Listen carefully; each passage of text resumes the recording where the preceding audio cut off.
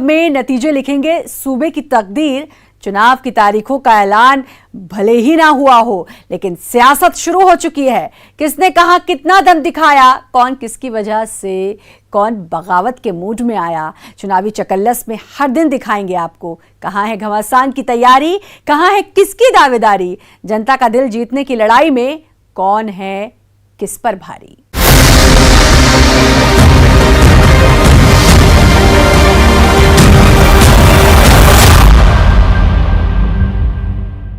MP की सियासत में उपचुनाव से पहले बाबाओं की टोली फिर से एक्टिव मोड में आ गई है। कंप्यूटर बाबा की हार्ड डिस्क से इस बार निकला है लोकतंत्र बचाओ का नारा। क्या कांग्रेस करेगी बाबा के इस प्रचार से किनारा? मिर्ची बाबा को सता रही है मिशन चंबल की चिंता। आखिर मिशन चंबल से किसका होगा मंगल? उपचुनाव में नेताओं से ज्यादा एक्टिव बाबाओं का देखिए ये सियासी दंगल। क्या है ये बाबाओं की सियासी चाल? दल कोई भी हो, आहुतियां दो और पद लो। देखिए ये रिपोर्ट। 27 के सियासी पद पर निकल पड़े हैं संत। आप भी देखिए, साधु संत और सियासत।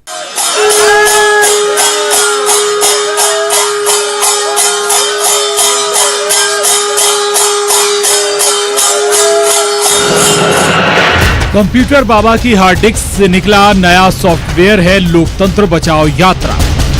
कांग्रेस के पक्ष में एमपी की उपचुनाव वाली सीटों पर प्रचार का ऐलान वो पहले ही कर चुके थे, लेकिन अब ग्वालियर चंबल की 16 सीटों पर कंप्यूटर बाबा की यात्रा साधुओं के साथ आगे बढ़ रही है।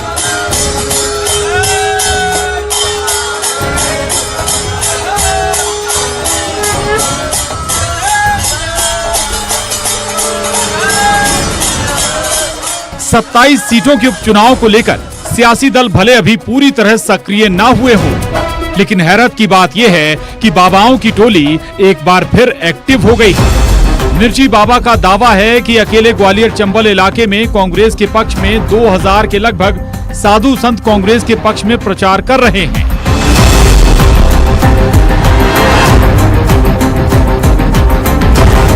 हालांकि कांग्रेस इस बात से पल्ला झाड़ती रही है कि कंप्यूटर बाबा की लोकतंत्र बचाओ रैली कांग्रेस संगठन का कार्यक्रम है। जनता धर्म से चल रही है, तो जनता धर्म और अधर्म जो 25 बेईमान हैं जिन्होंने गद्दारी की है, अब आमने सामने इनका ही चुनाव होगा। उपचुनाव में मेरा अनुरोध है, ऐसे को सबक सिखा दो जिन्होंने लोकतंत्र की हत्या की। आपसे हमारा अनुरोध है कि दोबारा कभी लोकतंत्र की हत्या नहीं करेंगे। इसीलिए मेरा आप सबसे अनुरोध है, इनको सबक सिखाओ या बताते आपकी वोट को बेच दिया, आपको बेच दिया और खुद भी बिक गई, तो क्या इसके लिए हमने वोट दी थी इन्हें? इसीलिए हम संत समाज को तकलीफ है। लेकिन कांग्रेस पूरी तरह से किनारा भी नहीं करती। पूर्व मंत्री जीतू पटवारी का कहना है कि मौजूदा सरकार में आम आदमी भारी बिजली बिलों की जो मार झेल रहा है और दूसरी तरफ धर्म कर्म से जुड़े कार्यों में जिस तरह से बजट की कटौती की गई है, बाबा इन्हीं तमाम मुद्दों को जनता के बीच ले जाने की कोशिश कर रहे हैं। कोरोना की महामारी उसके सर पे पड़ गई, उसकी इनकम घट गई, खाने के लाले पड़ गए, उसके बाद बिजली के बिल आपने बढ़ा दिए। क्यों आपने बिजली के बिलों के डंडे मारे आम जनता को, मिडिल क्लास को, गरीब को? आप ये बताओ कि आपने राम जन्मभूमि पर मोटिव बनाने की कोशिश की भारतीय जनता पार्टी ने। राम पथ वन गमन के पैसे बजट में प्रोविजन क्यों समाप्त कर दिया? आप ये बताओ कि मंदिरों के रखरखाव का पैसा क्यों समाप्त कर दिया? आप ये बताओ कि गौशाला 1000 कांग्रेस पार्टी का कमलनाथ जी के रीजन से बन गई, उनके घास को लेकर, चारे को लेकर, उनकी रेख रखाव को लेकर प्रोविजन आपने क्यों 10% कर दिया? ये सवाल है कि नहीं आज प्रदेश में? कांग्रेस के साथ हुए अधर्म के खिलाफ साधु स्वयं मैदान में उतरे हैं। कंप्यूटर बाबा से लेकर मिर्ची बाबा ने विधानसभा और लोकसभा चुनाव में भी खूब सक्रियता दिखाई थी। बीजेपी तंज कर रही है बाबाओं की मदद का खामियाजा लोकसभा चुनाव में कांग्रेस पार्टी देख चुकी है। क्या हश्र हुआ वो सबके सामने। यहाँ भी भोपाल लोकसभा में भी हुए थे, क्या असर हुआ है? तो देखिए, जनता बाबा जब साथ में हो तो ही राजनीतिक दलों का भला होता है। बाकी तो जो असर हुआ है वो सामने कोई समाधि लेने वाले थे, कोई कुछ करने वाले थे, लेकिन हुआ नहीं था। हालांकि कंप्यूटर बाबा का कांग्रेस के लिए प्रचार कांग्रेस के भीतर ही रास नहीं आ रहा। कांग्रेस विधायक लक्ष्मण सिंह ने इसे लेकर पिछले दिनों सवाल भी उठाया था और समझाइश भी दी थी कि अपने मूल चरित्र से कांग्रेस का हटना पार्टी को महंगा ना पड़ जाए। ये शुद्धिकरण और ये जय श्री राम ये कांग्रेस करेगी तो कांग्रेस का वोट बढ़ेगा नहीं, बहुजन समाज पार्टी का वोट जरूर बढ़ जाएगा।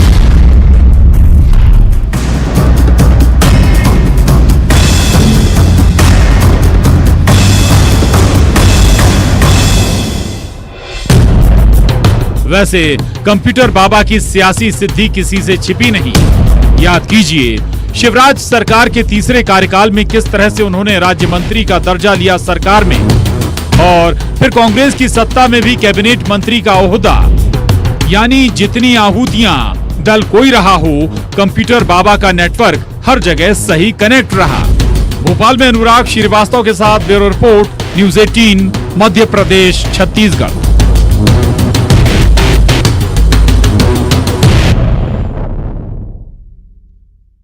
उपचुनाव से पहले हर उस मसले को कांग्रेस बीजेपी हवा दे रही है जो एमपी की सियासत में जनता का रुख उनकी तरफ मोड़ सके। कांग्रेस अपनी सरकार में किए हर उस काम को भुनाने की जुगत में है जिसका सीधा ताल्लुक आम जनता से हो। शुद्ध के लिए युद्ध अभियान भी कांग्रेस सरकार के दौरान लिया गया एक ऐसा ही फैसला था।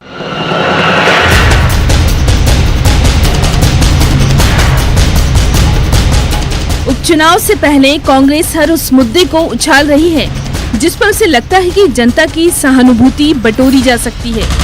कांग्रेस शासन काल में छेड़ा गया शुद्ध के लिए युद्ध एक ऐसा ही अभियान था जिसके तहत प्रदेश में मिलावटखोरों के खिलाफ कार्रवाई भी हुई।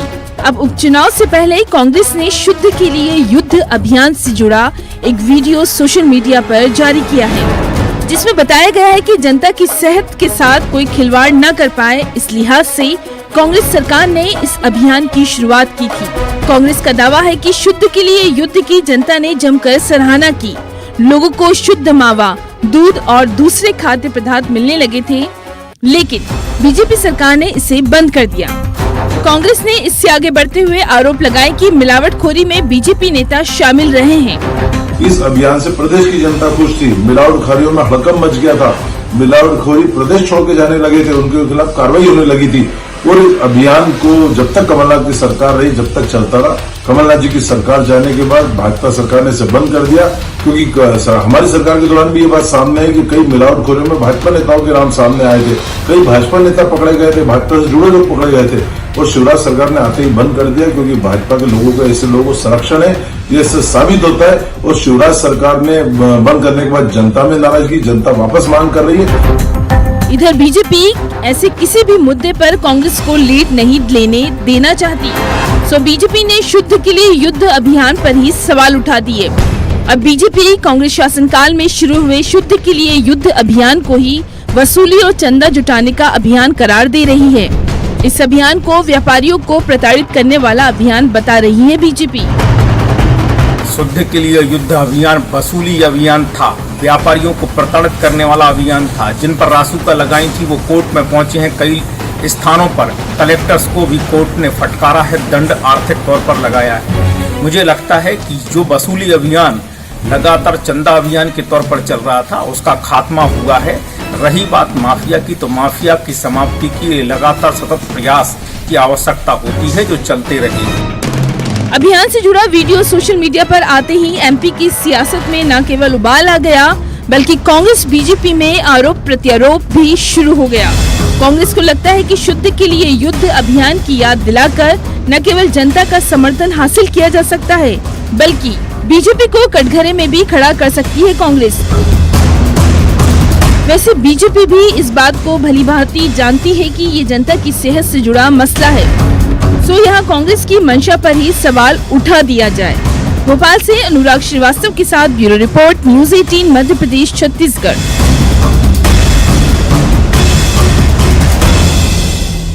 चुनावी चकल्लस में अभी सियासत के कई दांव देखे जाने बाकी हैं। करिए सिर्फ थोड़ा सा इंतजार, हम हाजिर होते हैं एक छोटे से ब्रेक के बाद। चुनावी चकल्लस में आपका स्वागत है। नेपानगर में सियासत कभी इस करवट तो कभी उस करवट बैठती है। जनता बोले पार्टी बदलने का चलता रहा सियासी खेल। कांग्रेस की विधायक ने बीजेपी का दामन थामा, फिर चल पड़ा आरोप प्रत्यारोप का दौर। लेकिन इस सियासी शोर में दब गया विकास के मुद्दे का शोर। नेपानगर के नौजवान पूछ रही हैं नेताओं से, क्या हुआ तेरा वादा? जहां उपचुनाव में फिर गरमा सकता है बेरोजगारी का मुद्दा।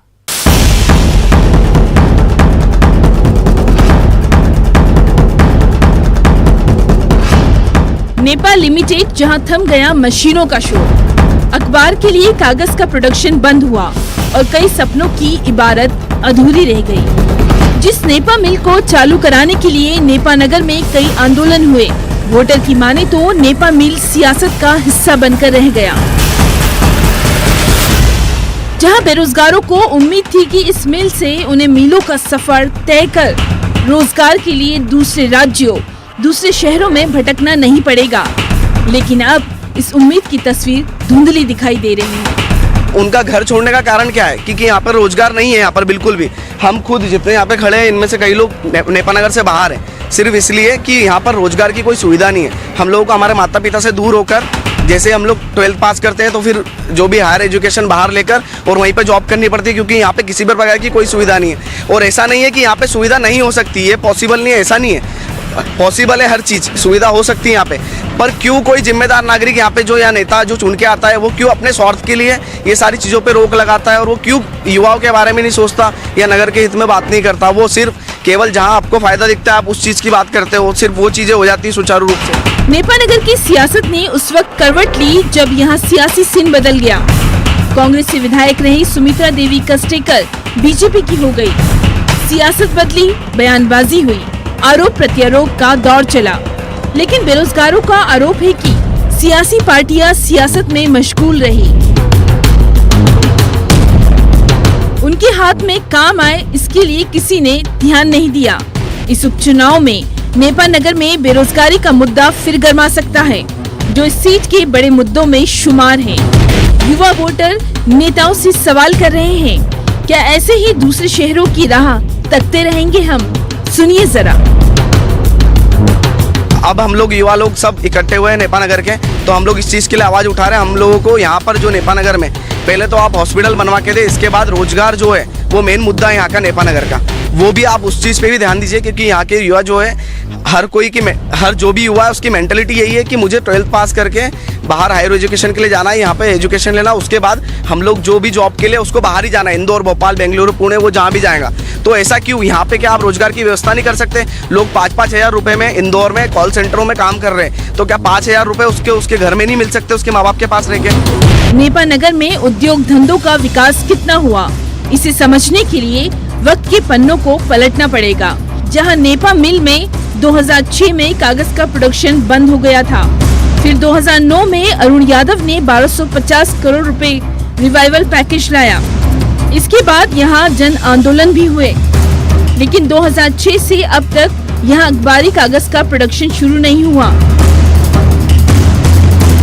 इस मिल को नवीनीकरण का इंतजार है, जहां बेरोजगार नेताओं की उदासीनता को इसकी वजह बता रहे हैं। इसके पहले नेपा मिल के लिए आंदोलन छेड़ा था और हमने अच्छे स्तर पे उसके लिए काम किया था, उसके लिए पैसा भी सेंक्शन हुआ था, लेकिन सारे काम जो चीज़ें होती जा रही है वो सारी चीज़ें खराब होती जा रही है। नेपा लिमिटेड की स्थिति भी अभी बहुत ही जर्जर है, कोई भविष्य नहीं दिख रहा है उसका कि आगे क्या होगा, कब स्टार्ट होंगी, कैसे होगा। अगर नेपा मिल ही सुचारू रूप से चालू हो जाए तो यहाँ के कई युवाओं को रोजगार यहाँ पर मिल सकता है। वहीं युवाओं का मानना है कि यहाँ एग्रो इंडस्ट्री की संभावना है, जिसकी ओर भी ध्यान नहीं दिया गया। केला अनुसंधान प्रोजेक्ट भी अधर में है, जिससे भी आशा की किरण जगी थी। हालात ये है कि हायर एजुकेशन के लिए बाहर जाने वाला युवा बाहर ही काम धंधे तलाशने लगता है, क्योंकि नेपा नगर में उसकी हाथ सिर्फ वादे ही लगे हैं। सुन लीजिए जरा।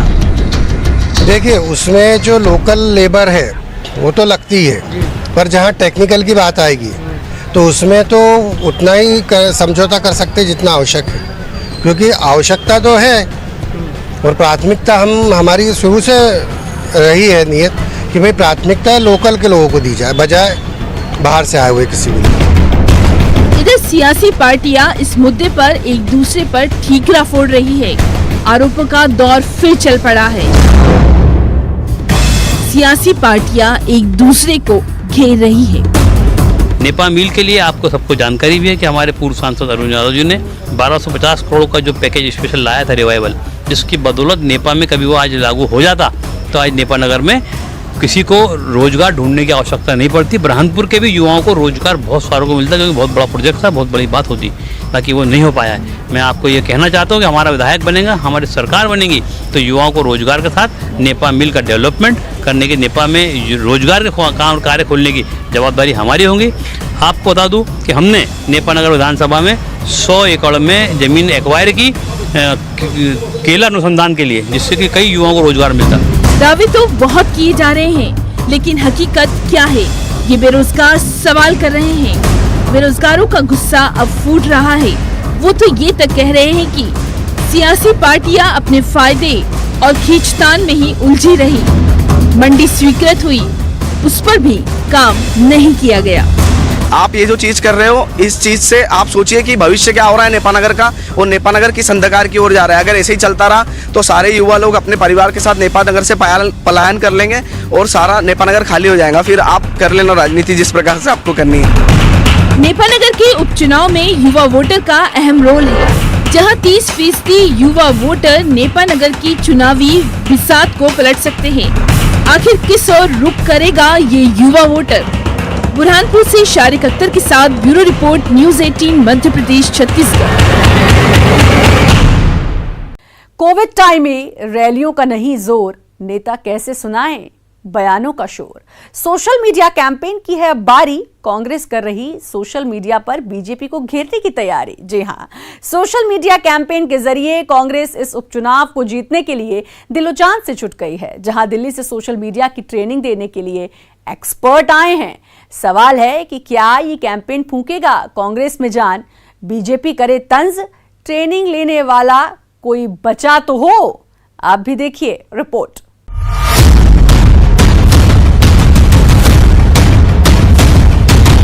सत्ताईस विधानसभा सीटों पर होने जा रहे उपचुनाव में कांग्रेस सोशल मीडिया को अपना सबसे मजबूत हथियार बनाने की तैयारी में है। इसके लिए बाकायदा पार्टी में सोशल मीडिया की ट्रेनिंग के लिए एक्सपर्ट को बुलाया गया है।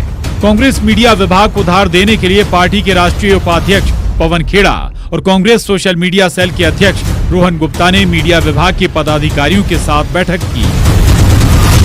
दिल्ली से आए नेताओं ने कांग्रेस मीडिया विभाग के पदाधिकारियों को उपचुनाव में सोशल मीडिया के इस्तेमाल पर टिप्स दिए।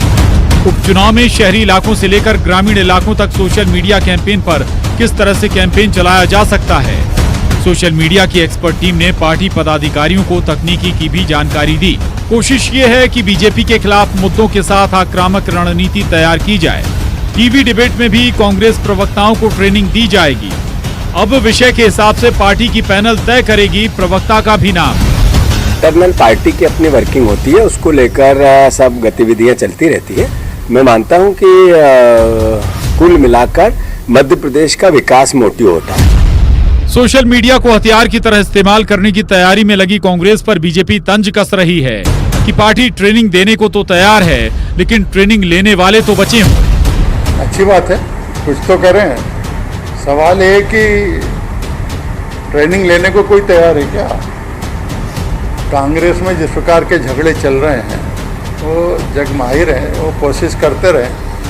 और वास्तव में हुआ है कि सोशल मीडिया का अपना उपयोग है आज के समय में, लेकिन कांग्रेस जमीन से बिल्कुल कट गई, ग्राउंड रियलिटी उसके साथ नहीं है और इसलिए हवा में बह रही है। बीजेपी का दांव कि कांग्रेस सरकार के 1.25 साल की कार्यकाल की हकीकत जनता के सामने पेश की जाएगी। और 1.25 साल जो मध्य प्रदेश में इनकी सरकार जनता ने देखी है और जो भुगता है वो जनता के सामने है। और वास्तविकता पब्लिक ये समझती है बारीकी से, तो कुछ भी कर लें, लेकिन जनता कांग्रेस के खिलाफ है और उसका स्पष्ट असर उपचुनाव में दिखेगा। बहरहाल प्रदेश में 27 विधानसभा सीट पर होने वाले उपचुनाव को लेकर बीजेपी और कांग्रेस हर दिन नई रणनीति बनाने का काम कर रहे हैं। और यही कारण है कि राष्ट्रीय स्तर के पार्टी प्रवक्ता और सोशल मीडिया के पदाधिकारी एमपी कांग्रेस की टीम को ट्रेनिंग देकर उपचुनाव के लिए तैयार करते हुए दिखाई दे रहे हैं। ये इस बात का संकेत है कि 2018 के विधानसभा चुनाव के मुकाबले कहीं ज्यादा दिलचस्प होंगे 27 सीटों के उपचुनाव। भोपाल में अनुराग श्रीवास्तव के साथ bureau report, news 18, Madhya Pradesh, Chhattisgarh. और इसी के साथ चुनावी चकल्लस में इतना ही, लेकिन बाकी खबरों के लिए लगातार बने रहिए न्यूज 18 मध्य प्रदेश, छत्तीसगढ़ के साथ।